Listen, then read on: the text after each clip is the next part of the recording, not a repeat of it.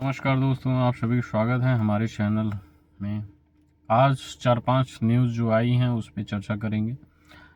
उस पर एक पहली न्यूज़ कोलकाता नमाज प्रोटेस्ट पे भी चर्चा कर लेते हैं।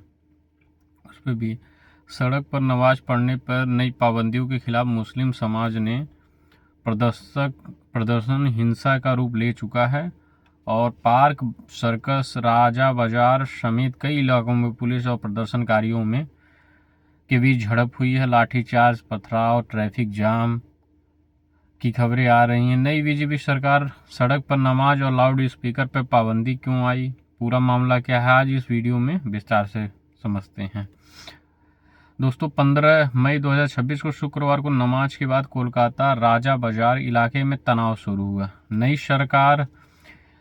राज्य सरकार ने सड़क पर नमाज पढ़ने और लाउड स्पीकर के इस्तेमाल पर सख्ती के निर्देश दिए थे। व्यवस्था बनाए रखना, हालांकि वो सही भी है। सड़क किस चीज़ के लिए है आप लोगों को भी पता है, चाहे किसी भी जाति धर्म से हो, लेकिन जो चीज़ें न्यायपालिका में संविधान सबके लिए एक समान है, तो उसके लिए विरोध हो रहा है। अब लाउड स्पीकर इस्तेमाल करने में सख्ती के निर्देश जारी किए थे। इसका मकसद एक ही था, ट्रैफिक जाम रोकना, सार्वजनिक व्यवस्था बनाए रखना। लेकिन कुछ लोग सड़क पर नमाज पढ़ने को लेकर, जहां थोड़ा सा पुलिस से उन्हें रोका, इससे प्रदर्शनकारियों में गुस्सा भड़क गया। उन्होंने सड़क जाम कर दिया। 17 मई को पार्क, सर्कस और 7 पॉइंट क्रॉसिंग पर और बड़ा प्रदर्शन हुआ। प्रदर्शनकारियों ने सड़क पर ब्लॉक कर दिया। कुछ जगहों पर पथराव हुआ, पुलिसकर्मी घायल हुए। 11 पुलिस वाले लगभग घायल थे, अभी और बढ़ सकते हैं। वाहनों को भी नुकसान पहुंचाया गया। पुलिस ने लाठीचार्ज करना पड़ा और सेंट्रल फोर्स भी बुलाई गई। सरकार का पक्ष क्या है? नई सरकार कह रही है कि नमाज मस्जिदों तथा तय जगहों पर पढ़ी जा सकती है, लेकिन सड़कें सार्वजनिक संपत्ति है, इन्हें ब्लॉक करके ट्रैफिक रोकना गैर कानूनी है। ये नियम पूरे देश में कई जगहों पे पहले से भी लागू है। प्रदर्शनकारियों का भी पक्ष है। वो कह रहे हैं कि सालों से यही परंपरा चली आ रही थी, अचानक पाबंदी उनके धार्मिक अधिकारों पर हमला है। राजनीतिक प्रतिक्रिया क्या है? विपक्ष पार्टी इसे मुस्लिमों के खिलाफ टारगेट बताकर हमला बोल रही है, वहीं सत्ताधारी पक्ष इसे कानून व्यवस्था और समान नियम का मामला बता रही है। पूरे बंगाल में तनाव की स्थिति है। फ्लैग मार्च निकाले जा रहे हैं। बरेली या यूपी के दर्शक सोच रहे होंगे कि ये बंगाल का मामला है, लेकिन ऐसे मुद्दे पूरे देश में बहस छेड़ देते हैं। दोस्तों, धार्मिक स्वतंत्रता और सार्वजनिक व्यवस्था के बीच बैलेंस बनाना बहुत ज़रूरी है। सड़कें नमाज के लिए नहीं हैं, ट्रैफिक के लिए हैं, लेकिन किसी भी समुदाय को बिना वजह निशाना नहीं बनाया जाना चाहिए। सरकार को शांतिपूर्वक तरीके से बात करके मामला सुलझाना चाहिए, वरना ये तनाव बढ़ सकता है। आप क्या सोचते हैं? सड़क पर नमाज बंद होनी चाहिए या नहीं, या कोई और हल निकाला जाना चाहिए? अपनी राय कमेंट बॉक्स में ज़रूर दीजिए। अब दूसरी न्यूज़ है पेट्रोल के। एक हफ्ते में 2 बार पेट्रोल के दाम बढ़ाए गए हैं। आप लोगों को पता है कि अभी कुछ दिन पहले 3 रुपये कुछ पैसे बढ़ाए गए थे, और फिर आज इस पे फिर बढ़ाए गए हैं। कितने रुपए बढ़ाए गए इस पे भी चर्चा कर सकते हैं। अभी अगर देखा जाए तो दिल्ली में पेट्रोल अब 98 रुपये 64 पैसे प्रति लीटर और डीजल 91 रुपये 58 पैसे के आसपास है। 15 मई को 3 रुपये बढ़ोतरी की गई थी। यही दूसरी हाइक थी। क्यों हो रही है बढ़ोतरी? आम नागरिक पे क्या असर होगा? ड्राइवरों का स्ट्राइक कब है? पूरी डिटेल इस वीडियो में देखें। 15 मई 2026 को ऑयल कंपनियों ने पेट्रोल और डीजल की कीमतों में 3 रुपये प्रति लीटर की बढ़ोतरी की थी। अब कुछ दिनों बाद 90 पैसे प्रति लीटर की बढ़ोतरी हुई है। अभी एक हफ्ते के अंदर 2 बार बढ़ोतरी हो चुकी है। ग्लोबल क्रूड ऑयल की कीमतें 110 रुपये प्रति बैरल के पास पहुंच गई। ये ईरान, इजराइल, यूएस तनाव, हार्मोज स्ट्रेट की समस्या के कारण सप्लाई प्रभावित है हुई है। भारत में ऑयल कंपनियां पिछले 4 साल से घाटा उठा रही हैं। अब वो घाटा कुछ हद तक रिकवर कर रही हैं। दिल्ली में पेट्रोल पहले 94 रुपये 77 पैसे था, अब 98 रुपये 64 पैसे है। कोलकाता चेन्नई में भी इसी तरह से हिसाब से बढ़ोतरी हुई है। अब इसका क्या असर होगा, इसके पर ट्रांसपोर्ट कास्ट बढ़ेगी, किराना सब्जी फल सब महंगे होंगे। दिल्ली एनसीआर में टैक्सी और ऑटो ड्राइवर 21 मई को 3 दिन का स्ट्राइक करने जा रहे हैं।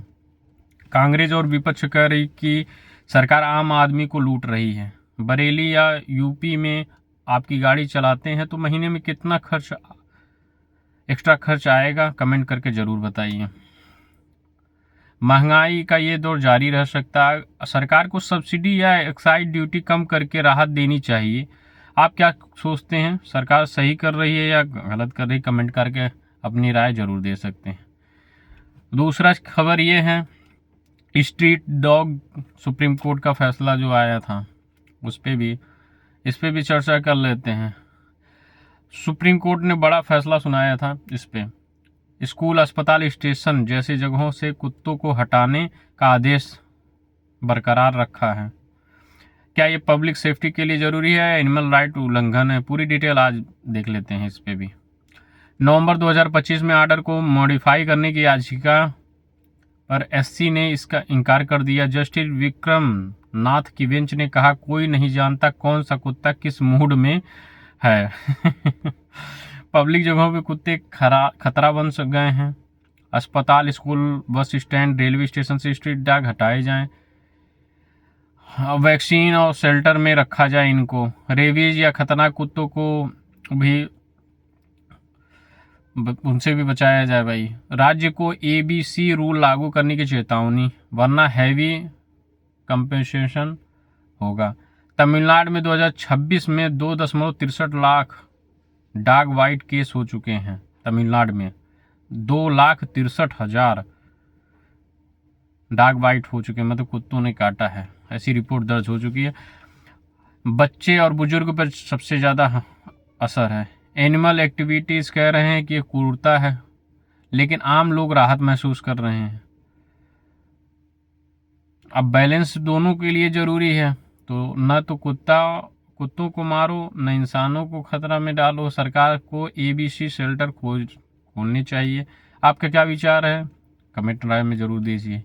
दूसरा ये है, अरविंद केजरीवाल आप पार्टी के कंटेम्प्ट नोटिस जारी हुआ है केजरीवाल के और आप पार्टी में।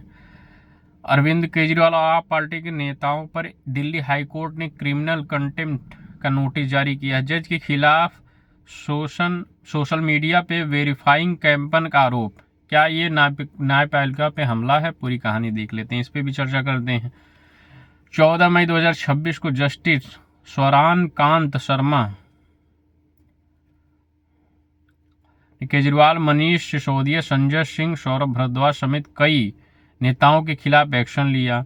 एक्साइज पॉलिसी के केस में जज की मांग हुई और सोशल मीडिया पे पोस्ट में अपमानजनक टिप्पणियां की गई। कोर्ट ने कहा, राजनीतिक न्यायपालिका का विश्वास नहीं तोड़ सकती, ये कोऑर्डिनेट कैंपेन था। आपने कहा कि ये राजनीतिक है। न्यायपालिका की स्वतंत्रता बहुत जरूरी है, लेकिन फेयर क्रिमिनलिस्टी के अधिकार इस केस के आगे क्या होगा, अगली सुनवाई पर नजर रखें। दूसरा है, दिल्ली में हीट वेव के लिए हाई अलर्ट किया गया है उनको। गर्मी में रिकॉर्ड तोड़ दिया है। दिल्ली में 43.4 तापमान है। इस सीजन का सबसे गर्म दिन। IMD येलो अलर्ट जारी किया गया, 44 से 45 डिग्री सेल्सियस तक जा सकता है। बचाव के टिप्स क्या हैं? 19 मई 2026 को दिल्ली में 43.4 डिग्री सेल्सियस दर्ज किया गया। अगले कुछ दिनों में 44 से 45 डिग्री तक की संभावना है। राजस्थान, यूपी, हरियाणा, पंजाब में भी हीट वेव है। रात का तापमान 29 डिग्री के आसपास, बॉडी को आराम नहीं मिल रहा है। बचाव के टिप्स, ज़्यादा पानी पिएं, ORS लें, दोपहर 12 से 4 बजे के बीच में बाहर ना निकले, हल्के कपड़े पहने, छाया में रहें। बुजुर्गों और बच्चों को खास ध्यान रखना है। दूसरा है, PM मोदी नार्वे में विजिट किए हैं अब उस पर क्या पॉजिटिव नेगेटिव सब इस पर भी देख लेते हैं। पीएम मोदी नॉर्वे पहुंचे हैं। 43 साल बाद भारतीय पीएम की पहली विजिट है। इंडियन नॉर्डिक समिट और द्वितीय पक्ष की बैठक। ह्यूमन राइट के प्रेस कॉन्फ्रेंस सवाल पे MEA का जवाब। पूरी डिटेल देख लेते हैं इस पे क्या है। 18 मई से 19 मई 2026 को पीएम मोदी नॉर्वे में जोन्स घेर स्टोर से मुलाकात। Third Indian Nordic summit focus clean energy, blue economy और टेक्नोलॉजी, आर्टिक कोऑपरेशन, इस पे इसी के लिए गए हैं। प्रेस कॉन्फ्रेंस में नॉर्वेजियन जर्नलिस्ट ने सवाल किया, पीएम ने जवाब में नहीं दिया और MEA ने सख्त रिएक्शन दिया है। ये भारत नॉर्डिक संबंधों को नई ऊंचाई देगा। ये विजिट इकोनॉमिक स्ट्रेटेजिक रूप से महत्वपूर्ण है। EFTA डील के बाद निवेश आ सकता है। आप क्या सोचते हैं कमेंट करके ज़रूर बताएं। वीडियो पसंद आए तो चैनल को सब्सक्राइब करिए, वीडियो को लाइक करिए, ज़्यादा से ज़्यादा शेयर करिए और ऐसी ही न्यूज़ जानना चाहते हैं तो चैनल को सब्सक्राइब ज़रूर करिए, बेल आइकन ज़रूर प्रेस करिए। नमस्कार दोस्तों, आप सभी को धन्यवाद।